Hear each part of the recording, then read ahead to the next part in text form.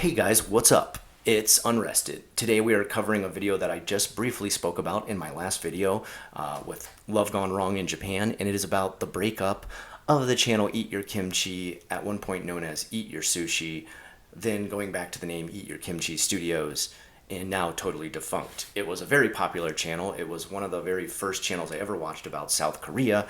And then it did move to Japan, where it began to run in the circles of J-vloggers that we had in Japan. And I'm going to tell you today how that whole channel fell apart, the couple that ran it, Simon and Martina, how they kind of went their separate ways.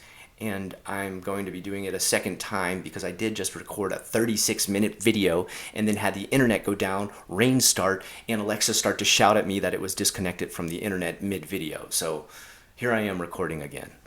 Please enjoy. Let's begin at the top. I've got a whole timeline I wrote out. I'm not just going to read a Wikipedia article. I did my own research to make sure I had everything right as far as dates, times, names, and everything else were concerned. Eat Your Kimchi, Simon and Martina, started their videos because they just wanted to say, hello guys, what's up? We're here in South Korea. Mom and Dad, you okay? They were writing home. Okay, they were pretty much writing home with their first videos. They were simple. They were just a camera in front of a person talking in different areas around South Korea. And it was at a time where almost no one in any part of Asia were making videos on YouTube because YouTube was still a very fresh medium to be using to begin with. We still had the 5-star rating, YouTube email, and comments, and videos didn't even have thumbs up or thumbs down yet. So imagine that. So this is where they're at. They're writing home, they're giving videos that are updates about their safety, health, how they're enjoying it. And the reason that they are over there to begin with is Martina got a job post-college teaching English, as many foreigners do to live in Asia. Later down the line, I believe it was like a couple months later, Simon himself too got a job teaching English. So now they had double income and were doing all right. And just kind of still making the videos as a side project. Where their videos really started to pick up is when they started to cover subjects like K-pop. Their K-pop videos were my go-to source for learning anything and everything I wanted to about K-pop. K-pop was blowing up at this time, not just in Japan where I was at, but also back in the States. And they were covering things like different dances that the people were doing, even having videos that tried to teach you some of the dances, doing reviews of songs that were K-pop, introducing you to new bands, and during this time also Gangnam Style got super popular, which I'm sure we all remember and have become completely sick of and never want to hear again. And they were able to do things like talk about the artist who created that song and his background and how he got into the music industry and how awesome that guy actually is, because he's like this really based hardcore dancer, singer, producer, everything type of guy, a real mogul in the industry.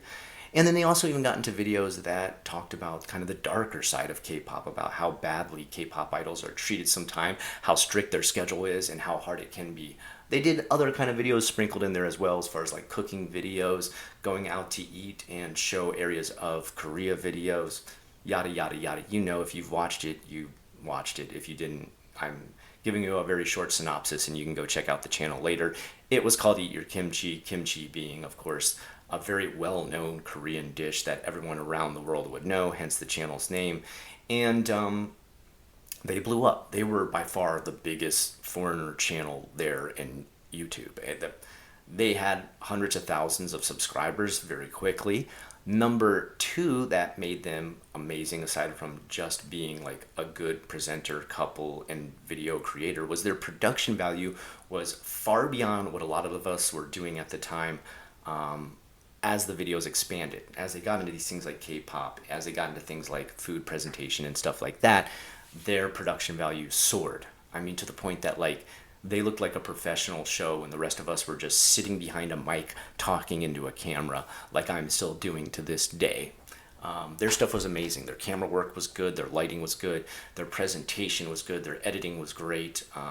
Even their little intro where they had like Eat Your Kimchi show up and all these words running down the walls and everything like that. It was a really good intro. And not only that, they were a couple that played off of each other very, very well. High energy, great presentation, giving you info snippets that were just enough but not too much, and bouncing things on and off of each other in a sort of very quirky, playful way where you love to watch this couple work together and talk about things about Korea together, because they were happy, upbeat, playful, informative, interesting, and pretty charismatic too. They were sort of this hipster type couple with pretty great style, honestly. Even where they lived had amazing interior decorating that they had all designed themselves, and their their overall charisma and just presentation on screen, their vernacular, everything was top notch. They were really good at what they did. Where they ran into a little bit of trouble down the line, and I've got to go down to my notes here, was how the Korean government and broadcasting system started to mess with them a little bit. They particularly did not like when they did videos talking about the dark side of K-pop. They did also, do a very balanced and blunt review of other things in Korea, as us foreigners love to do. We just like to be pretty blunt and honest. Of course, there are those zealots who say like everything and anything about a country is amazing, but for the most part, a lot of people are balanced and give their honest review on stuff. And they did that too with K-pop. Like, they talked about some songs that were like super popular that they were just like, I don't know why this is popular. I hate it. But that's fine. That's why people watched them. They enjoyed their very blunt, critical reviews and how they actually felt about things in Korea. It was great to see a really blunt, honest, and thorough foreign take on these things. But again, like I said, they dealt with things like getting taxed extra for their production company. Having their production company shut down by the person who was renting out to them because they suddenly decided to kick them out of the studio that they were using to do this. The government having a long-term investigation about like if they were paying all their taxes, if they were like using it as a front for a different type of business, to the point that it became like interrogative, and that they started like going through all their paperwork and everything and coming into their studio each day and just like tearing the place apart by going through all their stuff. It became a very annoying thing to deal with. And during this time around, when it got to, I believe, 2015, if I am correct, yes, in 2015, they meet a producer from Japan. So a producer visiting Korea from Japan comes to their studio, talks to them, says, hey, what you guys do here in Korea is amazing. Would you ever think about doing it in Japan? They say, yeah, we're kind of sick of getting bullied and stuff by officials in our area. And we're pretty much being forced to move out. So you know what? Since we're moving out, we're being forced to, let's move the whole production thing over to Japan, especially now that we've been handed a crutch to get started. And they brought it over to Japan, doing the same kind of stuff. Although I will say one thing, and this is kind of where the channel started to fall off a little bit, was when they got to Japan, they didn't have the same connections. They didn't have as much knowledge about things like J-pop, the industry behind Johnny's and stuff like that, the music industry out here in Japan. And they didn't have all the connections in like the food industry and stuff like that too, that they had built up over like, I don't know how many years they were making, like 10 years of videos in Korea. That was something they were going to slowly have to build up again. So their videos mostly just became like them going around to eateries, diners, checking out food, and talking about things. For me personally, I kind of skipped these videos because I was just kind of like, oh, takoyaki. Yeah, I can just go downstairs and eat that right now. Not that interested in hearing a whole video about it. Takoyaki. Okonomiyaki. Yeah, it's not that exciting for me to hear about, considering I live in Osaka and it's everywhere. Every 5 feet you walk, there's a vendor of it. So maybe it is. This is just my perspective. I didn't think those videos were as exciting to watch. They weren't as diversified. They tended to only cover food, something not that exciting for me. I was more into the K-pop videos that they made. And if they had gone into things like J-pop and stuff like that and done extensive music type videos, I probably would have been more into it. But that was going to take them slowly building up their career in Japan. And they started to do that. They started to expand a little bit more from 2015 into 2019. Is where we started to really see the breakdown happen. Views were going down somewhat, so they weren't making as much money as before. And as 2019 ended, as we all know, the big C started, that virus we all know about, that if I talk about here, it gets my video blacklisted, and I can't put the money symbol on it. So you know what I'm talking about. It was locked down during that time, the end of 2019. To the very start of 2020, Japan got locked down, I believe, for like the next 3 months. And when I say locked down, I mean everything locked down. Like, for example, even giant chain stores, diners, shopping places, malls, everything was like literally locked and shut, blacked out.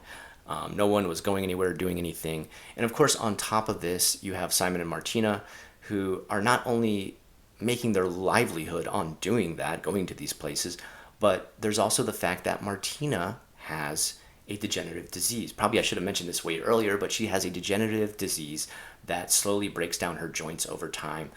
She is immune compromised, and she for sure cannot go out during this time. It would be not safe for her to be traveling around while there is the virus on the loose. So even if they could go out to things like, I don't know, let's go to this park and film here, or let's go to a Matsuri, a festival, and film here, even though everything else is shut down, they could not do that because, like I said, Martina's health is compromised. The good thing we did start to see was that Simon started to talk about how he was starting to get into better shape, lose weight, lift weights, and get more muscle so that he could help Martina better be mobile while her body was slowly like losing mobility due to this hereditary joint breakdown. I forget what the disease is called. It's got a name that I've barely ever heard before. So sorry I don't have that disease name memorized, but it was something that slowly like made her joints grind against each other. Like I guess you like lose the connective tissue in between and your joints grind against each other, and it makes it very painful to move around. So Simon and her talk about this on their video. It's a very open thing that she's like, you know, guys, I won't be able to move around as much. I can't get out as much during this time, during lockdown.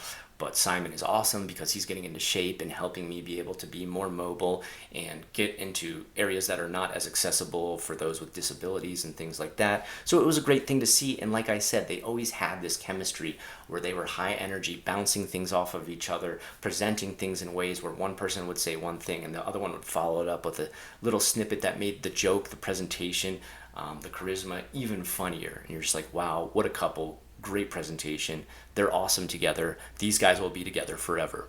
They were not together forever. Near the end of 2020, while lockdown was still happening, we got notification that they had both moved back to Canada. And during this time, a lot happened all at once. They moved back to Canada. The channel name changed back to Eat Your Kimchi Studios now, it was called. They announced that they were separating, which people at first were very confused by. They did not think separated meant divorced. They thought they meant they're, taking time with their families to kind of just catch up during this harsh time and like appreciate, love between family and taking care of elderly family members and stuff. Like that's what people thought at first. But no, this was divorced. They were separating, like for real. And this is at first something that neither one spoke about in depth, but the internet did, of course, gossip and spill tea over as it happened. Why is this happening? They were such a great couple. They were presenting everything. Now, what I had heard, and this is because we had circles running in the Eat Your Sushi connecting to J-Vlogger situation, that this time really stressed them out and made a breakdown in communication and just relationship happen. Because think about this situation. You move to a new country. Your only source of income is making videos. You can no longer make those videos. The reason why, number one, lockdown, of course, but also because you have one part of your crew cannot go out due to being immune compromised. And this creates, I guess, a huge tension between both of them. They need to make videos. That's their income. They can't make videos because that's life.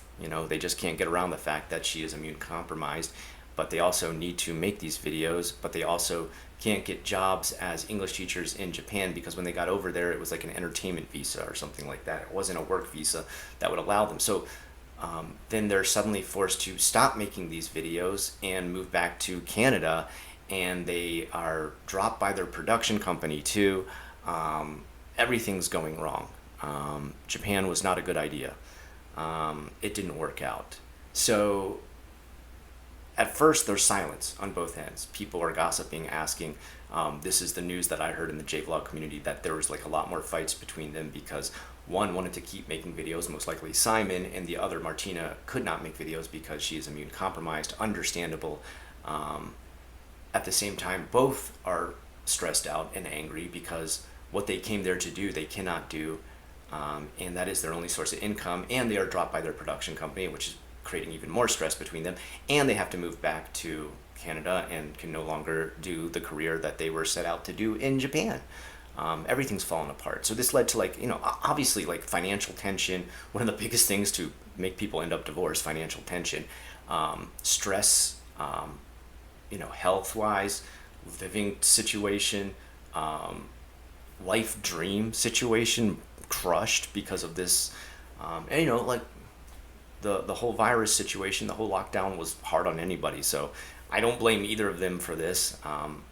I do understand that they probably could have handled it better by just coming to their channel members and been like, guys, we need to take like a break during this. We can't really do videos. You understand why. Martina's immune compromised.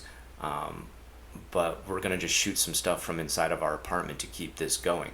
I think they would have been okay. But I think for them, like, that's not what their channel was. That was not how they wanted to present things. They were go out and get footage, interview people, talk about the newest, greatest trend, walk the streets, pound the pavement, and bring in a high production quality. They weren't used to the just sit down, talk in front of a microphone situation, which I have nothing but respect for. I mean, that level of production, wow. But this did lead to them being dropped by their production company, going home, breaking up, changing the channel back to Eat Your Kimchi. So I'm looking at my timeline as I say this. And as I said at first, being completely silent on both ends, internet begins to gossip about it, make assumptions, and finally, the first shot is fired. Martina comes on to Twitter, and I believe she also announced this on Reddit too, within a private group, that they are separate. And one thing that has stopped her from updating or talking to anyone on the internet or dealing with this in a video is because she is currently in therapy for PTSD post dealing with narcissistic verbal abuse from her partner. Now, she does not say Simon, but I mean, that's who she's been with this entire time. We're not thinking there's like 30 other dates in between her getting divorced and finally talking on the internet. There just wasn't time for other relationships by the time she talked about this. So she's talking about Simon. She does not say Simon's name. She does not write it down. She does not mention Simon. She just says, dealing with narcissistic abuse from my last partner, currently having PTSD and going to therapy for that. And of course, everybody's up in arms now. Oh my God. So that's what happened. Things went so rotten and things got so angry and tense that apparently Simon was driven to abuse as far as being just verbally abusive to her. I'm not saying that that's okay. I'm just saying I guess it's better than physical abuse for sure. Still not okay. All right. And that's what finally drove them apart. People talk it up. They're like, oh my God, I can't believe what a jerk. He's such a psycho. On top of it, there's some stuff happening in the background too that she's talking about that pisses her off, is that Simon has taken care of one of their cats for a while. That cat has a UTI and also could be virus compromised. As you know, cats could get the virus too. And he travels to Hawaii with that cat. And she's like, that's so messed up. He should leave that cat here. It's got a UTI, which it could die from, which, urinary tract infection. It did have like crystals forming in its urine that could kill it, which it's true, that could kill it. That's scary. He probably shouldn't be taking it around on trips. And number two, Simon is saying things like, that's not true. The cat did not have the big C virus. And also cats can't spread it. But we'll talk about what Simon says later. This is actually when we get into Simon's response. So she's pissed off about that with the cat. She's also pissed off because Simon got a new dog, and right before they got divorced, their other beloved dog, I believe its name was like Spudsy, died, and Simon names their new dog the exact same name as their old dog, Spudsy again, which, I mean, I guess I get how that could upset someone, but I guess really you're allowed to name your pet whatever you want, but I can understand also at the same time, if you're still getting over the last animal, naming a new animal the same thing, but also you're divorced, so I guess really he could name his pet whatever he wants, but I don't know. Not the biggest issue to argue over. But the biggest thing, of course, the neon sign of alarming events is the narcissistic abuse PTSD claim made by Martina. Now, I only say claim because we don't have any proof of this. We were not there. And I'm also not saying like, this is true. She's just coming out and lying to bash Simon. I really don't know. I don't know what happened. We were not there. We did not see this go down. but this is her side, her story, okay? And it's her just typing this up. Simon comes online and he's not happy, of course. He's being bashed, he's being attacked, and he's also a totally different person now. Remember how I said they were this happy, upbeat, high energy, hey guys, welcome to Kimchi, eat your kimchi, this is all about K-pop today type of couple that Simon gets on now, and he has like a totally different personality. His head is shaved, he's skinny, and now he talks like this. I'm Simon, and I'm here to make a video response. So it's strange to see Simon like this at first, that he's drastically changed his appearance. Not that there's anything wrong with losing weight or shaving your head, that's fine. We're just kind of like, whoa, okay. And also the fact that he's like talking in this almost whisper like voice that is extremely low energy, like the complete opposite of who his, you could say it was a character. We all play up a bit of a character on YouTube. His character from Eat Your Kimchi in the past is gone and is replaced by this soft-spoken, reflective, slow-speaking individual, new Simon. And that's fine. That's okay. Whatever. People change over time. But he says that he is now super into meditation and yoga, and that he had to take that trip to Hawaii to heal. It was part of him expanding his knowledge in the new meditative arts that he's into, which that's fine. But the number one reason he's on there making his video is because he announces that they both signed an NDA during their divorce in which they would not talk on social media about their divorce. So whether Martina is telling the truth or not telling the truth, we will never really know. She very could well have suffered at the hands of Simon. I'm not, naysaying that. I'm not talking down about what she suffered. I'm saying that she was legally not allowed to be talking about anything that happened in their relationship in the past, whether this happened or not. And the fact that she is upset Simon because, like I said, they signed an NDA to not talk about each other. So Simon's video is called Simon's Side of the Story. It's still up on the Eat Your Kimchi channel. Go watch some old Eat Your Kimchi videos and then watch Simon's new presentation of Simon's Side of the Story, and you'll be like, is this the same person? It is different. It is very different from who he used to be. And he talks about that he's now this person into yoga, meditative. He had to focus on himself and become a better person, that he's highly into reading and running and losing weight and eating healthy and being meditative. He's gotten into this much more new agey, spiritualistic, meditative side that he said he really needed in his life. He also comes out and says, like, not such a big deal about the cat. It can't get the virus or spread the virus, which wasn't right. I think he was poorly informed, but at the same time, I don't think he was trying to be malicious and be like, cats can't get virus, you're stupid. I don't know how you think they could spread it. He just didn't know what he was talking about. So people were angry at him for that. They were also angry that he went traveling abroad while lockdown was in place. Like, you could be spreading the virus. That's insane. What are you doing? That's up to you as far as where you want to be mentally, as far as people traveling during the big virus and lockdown. I don't know. I didn't travel at all. We were locked down pretty hardcore in Japan. You couldn't really leave at all. So I didn't really have a choice. But whether or not you think it was okay to travel during that time, that's up to you. That's your own personal opinion. I'm not taking a side in that. I don't want to get into that fight. But he was saying pretty much like, I can name my dog anything I want. I can take the cat anywhere I want. I don't know why she's so upset.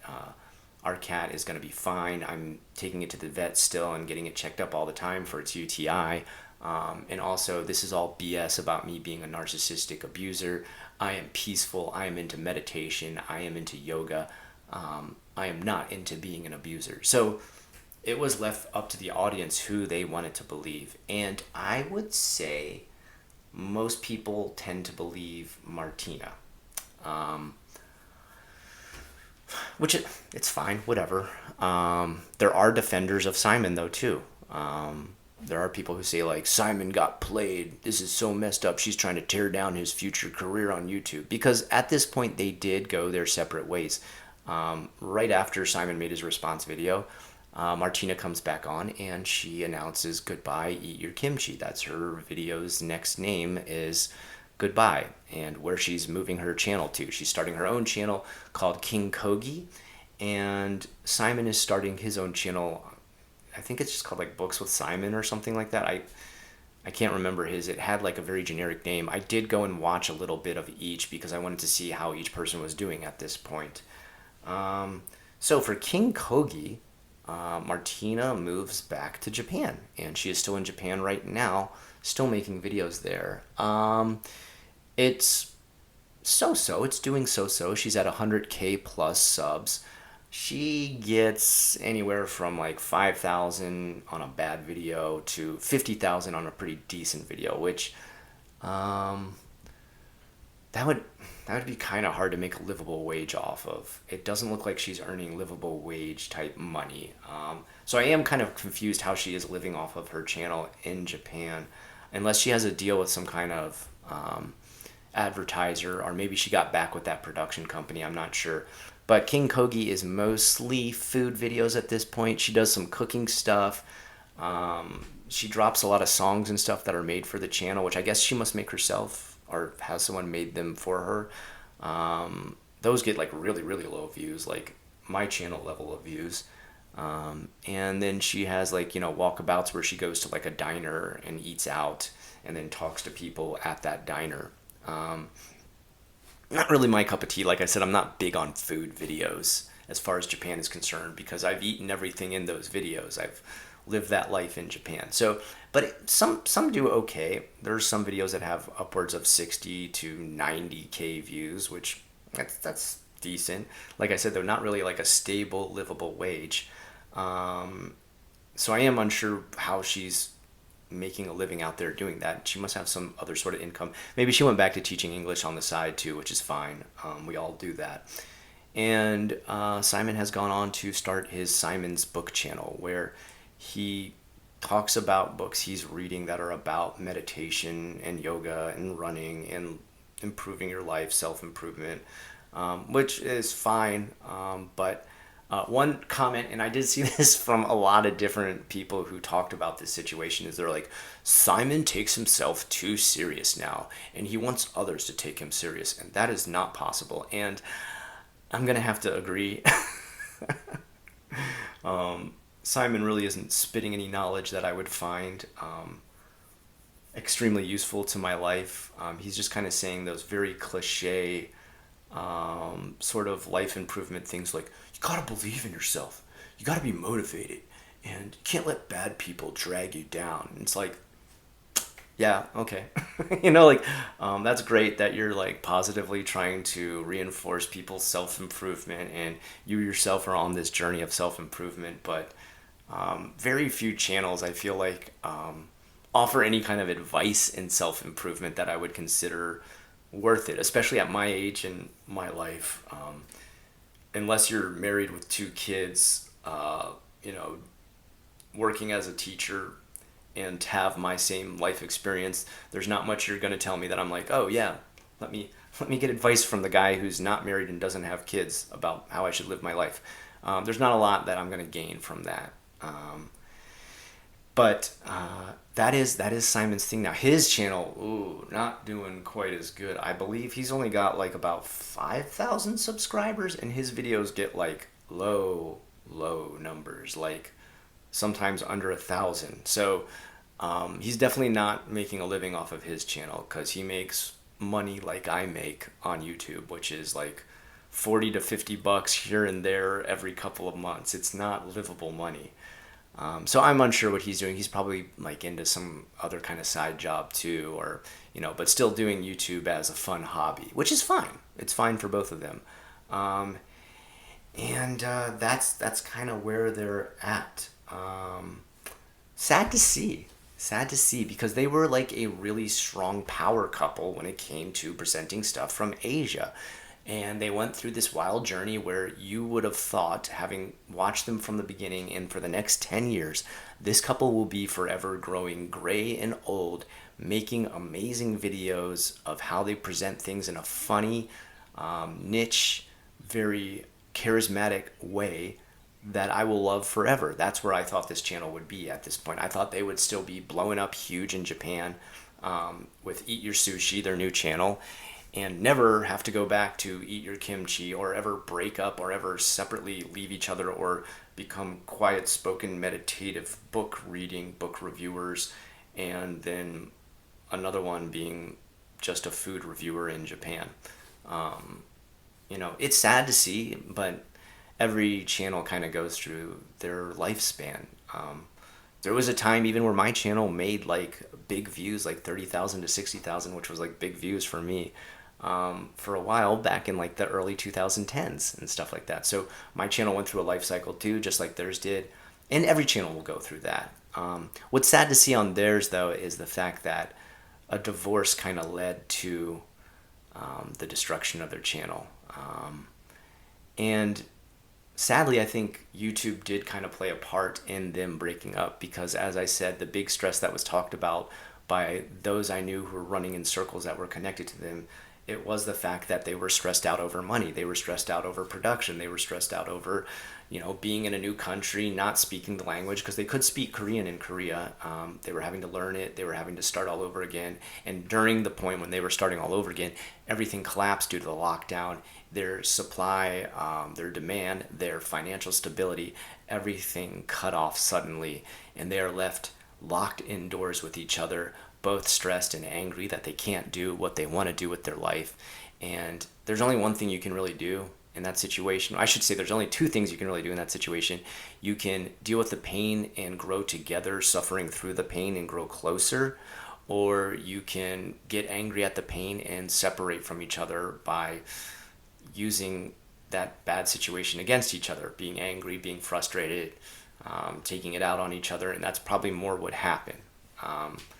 Painful situations either make us grow closer or completely split us apart. And that's what they were dealing with. That had to have been a very stressful, very painful situation. And I'm sorry they had to go through that. And I'm also sorry to see where the channel ended up and them going their separate ways. What I would love from you guys as far as a response is if you could go check out their channels. You can find both the links on their old Eat Your Kimchi studio channel. And I would love to hear you guys' responses or reviews of what their new stuff is like. Like I said, I'm not overly impressed with either. I don't really follow either anymore. Martina is kind of the winner as far as continuing on with the YouTube future is concerned. Simon is kind of just out of the loop, kind of doing like early 2010s self-help. The worst part of Simon's is, man, he uses AI art for his thumbnails, man. Why are you doing that, dude? Come on now. AI art thumbnails. It looks like a Trapper Keeper artist went insane from the early 1990s. It's such garbage art. Why are you making your videos, thumbnails, that garbage AI hallucinogenic art? It's so garbage. Stop, dude. What I would like to say is if you did like this video today, if I could get a like on it, or you can make a comment, or you could even dislike it too, because even that adds up as far as interaction is concerned. Anything in any way that you can interact with this video, your view is already super appreciated, but your subscription, your like, and your comment is like money, money, money. And speaking of money, you can pay to become a member for only $1.90. We are nearing 10 extra videos that you will be having access to immediately when you become a member for only $1.90. And you also get an extra video every week that is a members only video. And that gets into more personal stuff about my life and personal interactions that I've had with other people in Japan. Some of my personal stories with interacting with other J-vloggers, even, Japanese famous people that I've met in Japan and stuff like that. More personal stories like that, interactions like that. Check it out if you want. I would, though, like to take this time to say hello to a bunch of new subscribers. I am amazingly up to 26 at this point. I don't know what it was about my last video that blew up so much, but holy cow, I had like 6 people join after that video. Josas Casulius, which he said, don't worry if you mispronounce my name. I think he did say, though, he just goes by like Josh or Joe. Thank you. Obscuric, new member. Sriracha, thank you again. Frorasu, got that one right. No dub, only raw, another new member. Thank you for joining.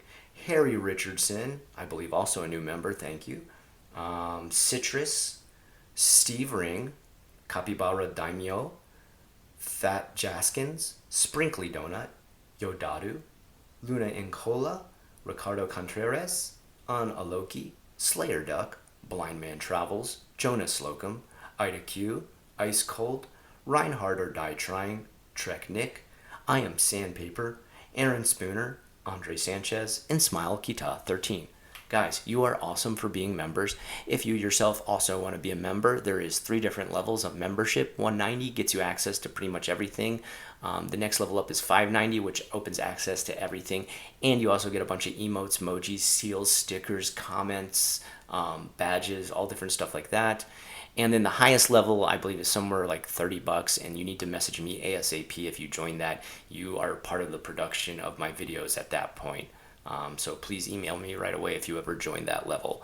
I thank so much all the members of this, and even you, just the viewer, make my life awesome and motivate me to create these videos. I hope you enjoy everything you saw here today. If you have any questions that I didn't cover, because I'm sure there's quite a few more questions you might have about this situation, let me know in the comments below. I'll happily answer there. You probably do know if you watch my channel that I answer and respond to on every comment almost. I try to almost never miss a comment. So let me know in the comments below what you thought. Go and watch these channels and let me hear your review of the new Martina and Simon channels. What do you think? And what's your feeling on this situation? Were you sad to see them break up? Did you also feel like me that the Eat Your Sushi videos were just not quite as up to snuff as Eat Your Kimchi? Love to hear what you think. Until next time, I've been Unrested, and I hope you have a great rest of the day.